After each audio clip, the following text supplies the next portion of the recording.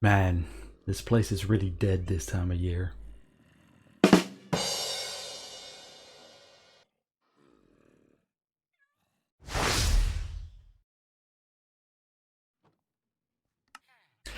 Hello everybody, welcome back to Minecraft. I hope you're having an awesome day. I tell you, it's good to be in the survival world again, and above ground no less. Most of my Minecraft time the last few days has been spent either in a creative world to design things, or underground to clear space to build the contraptions that we'll use today. And I'm really excited about what we're going to do today. I'll get into it later, but hopefully after this episode you are just as excited as I am. So just kick back, relax and enjoy.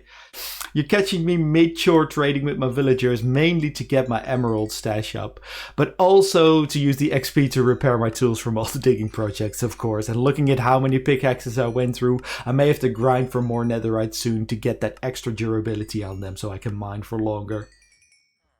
Oh, now that I say that out loud, though, maybe I should postpone it, because it's pretty good to have a hard cap on the time underground.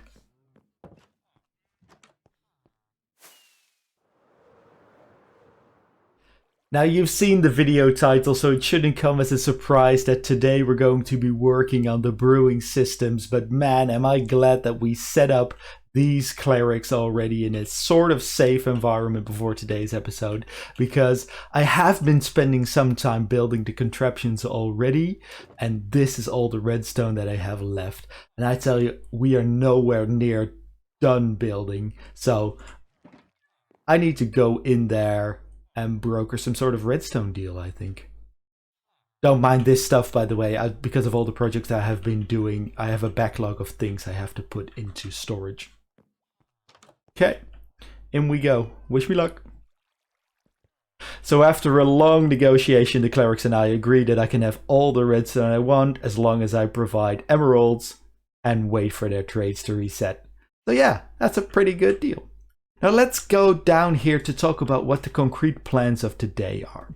As you may recall, I have these brewing systems in place that basically keep a double chest's worth of a particular potion in stock. And these have been working great, but I found that they don't work so well for potions that you don't use that often.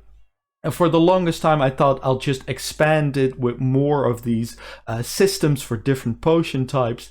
But more and more I started thinking about this, I realized that what I actually wanted was a system where I could just queue up, say, I don't know, 30 brewing jobs and then walk away from it and they would get done.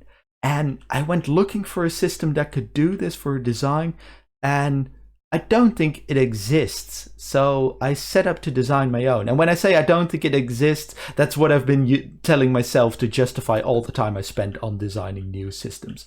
But this is why I'm so excited about it, because working on this, I cannot believe what I have been able to achieve in Redstone, and it really...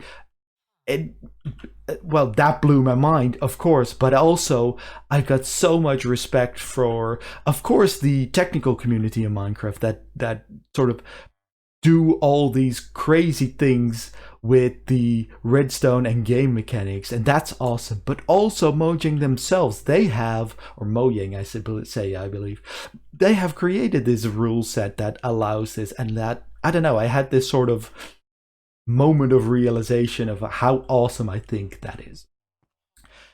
What I also want to do is take this opportunity to tie in this room with the whole tavern theme and make it look like an actual brewery. I have some designs and ideas for this, and we'll get into that as we build them. And what I also want to do is visually tie it in with this, what is going to be, when I get around to it, a river soon. I think that it would look really cool if you, I don't know, have boats passing here and you can look inside into the brewery as it's working.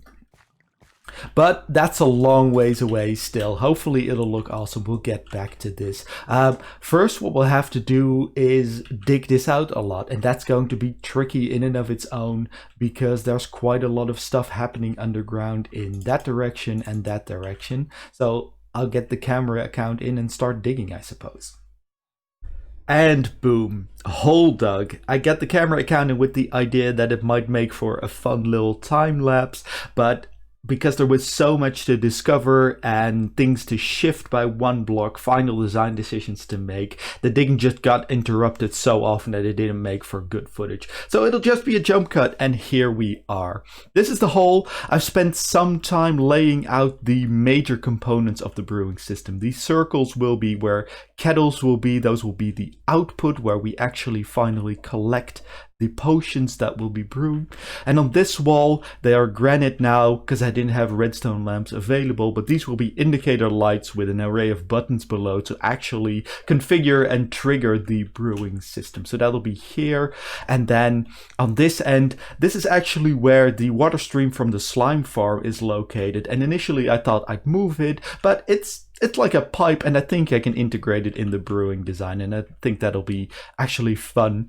And on this end, we'll have water elevators up and down. Now this is where the bar area is located of the tavern, and I thought I'd have a winding staircase, but I'll just have water elevators and still have to make a decision on how to link those up. But we'll see that probably later in this episode. It's not the most important thing. Now what I want to do is actually first clean up the ceiling and the floor a little bit more so it looks some of the holes are patched up, and then gather some supplies, and we'll talk what sort of the color scheme and the wall will look like in this area. That's not the way to the storage room. All right, I've cleaned it up. I did the ceiling, the floor. I thought I'd do slabs, but it became very dark. So until I have the lighting actually installed, I'll just leave that open for the moment. Now, if I did my calculations correctly, and there's a high chance that I didn't, we should have 2 thick walls here. And what I want to do is I want to make the inside of them. That mostly works. We'll fill that up with gravel at some point. I want to start just thinking, actually let's just save on resources. I'll not do the bottom layer yet. I'm not entirely sure, and we can easily integrate that later.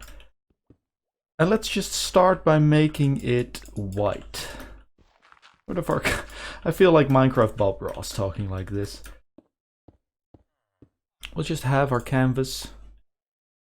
And I saw a creeper there, so let's hope he isn't coming over here.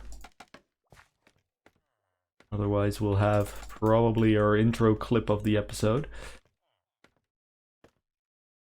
Yeah, we should be good. And I'll keep the top stone as well. We'll see. Alright. And then what I thought would look cool, I was playing around with this. So this is like a white plaster, I suppose. And then there's a couple of things to sort of roughen this up. One of the things we could do is have some bricks showing through. Like, I don't know, something like this.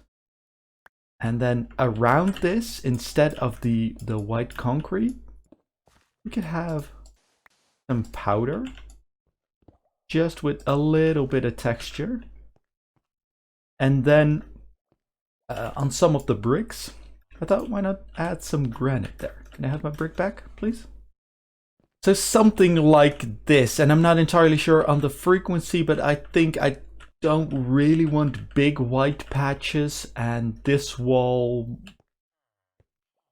I don't know, we'll see. I'm thinking there's on other walls there's going to be quite a bit that breaks up the big white slabs, but this area might be the one where it's tricky.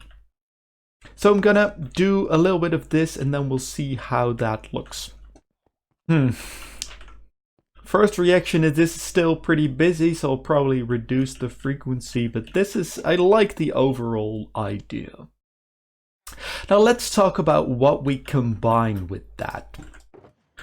Where's my things? Yes. Let's see how I can do the inventory well.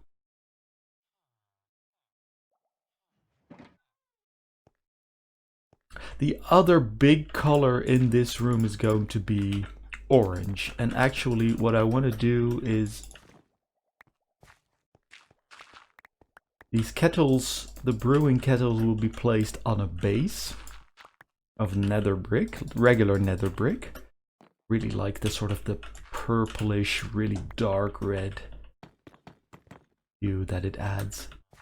And then, where's my stone cutter? Give me... Right, I gathered some red sandstone for the kettles, and this is actually really valuable stuff.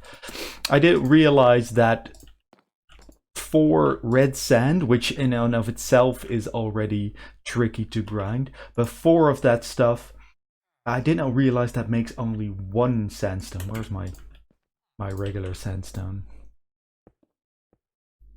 Something like this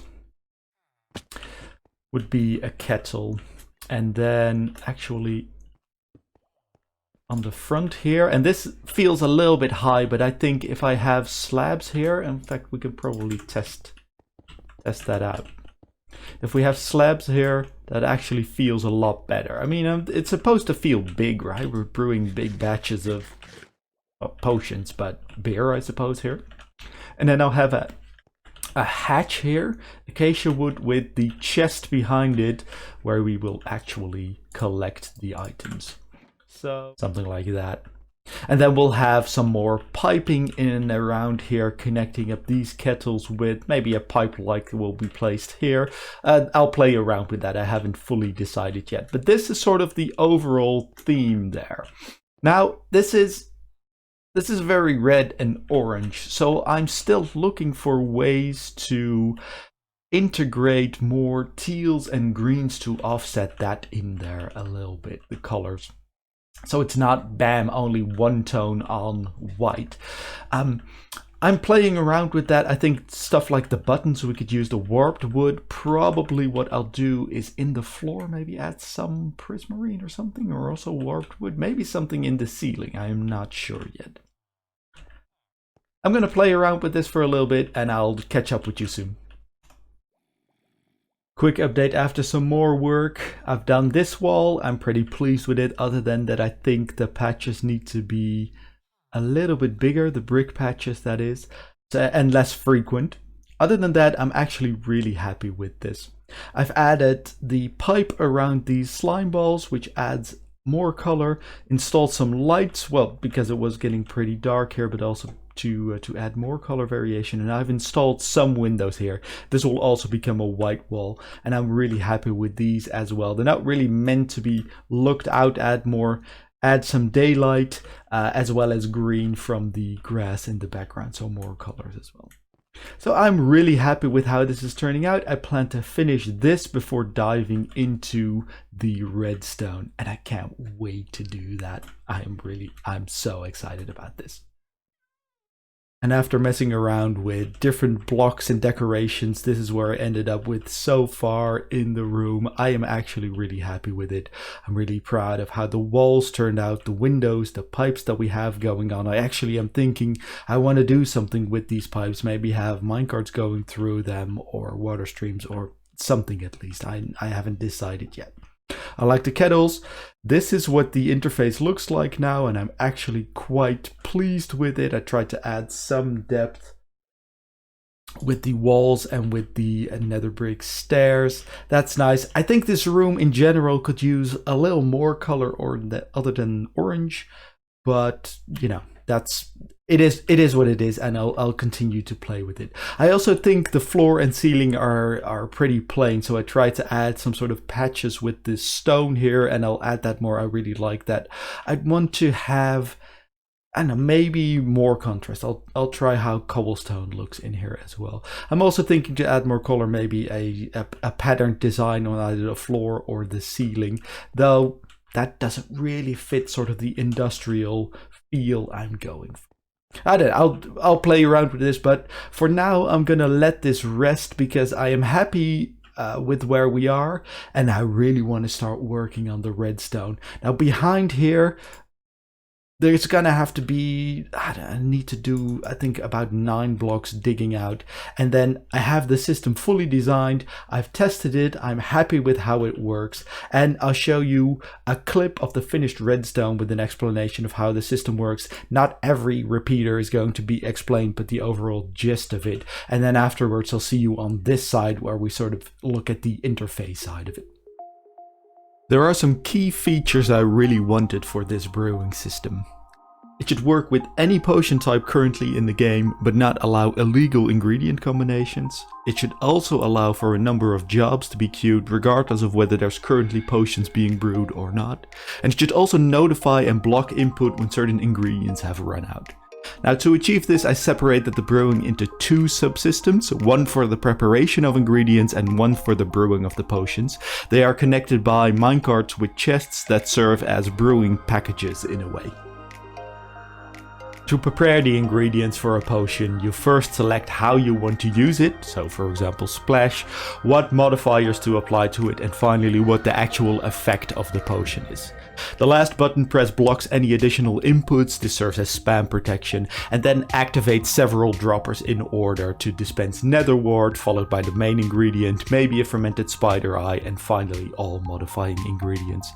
I won't explain all the nuances of potion brewing here. The Minecraft wiki contains excellent information on this, including a very useful flowchart to get nerds like me all excited. Not all modifiers can be used with all potion types, and the system needs to take that into account, otherwise the brewing stands will get clogged up.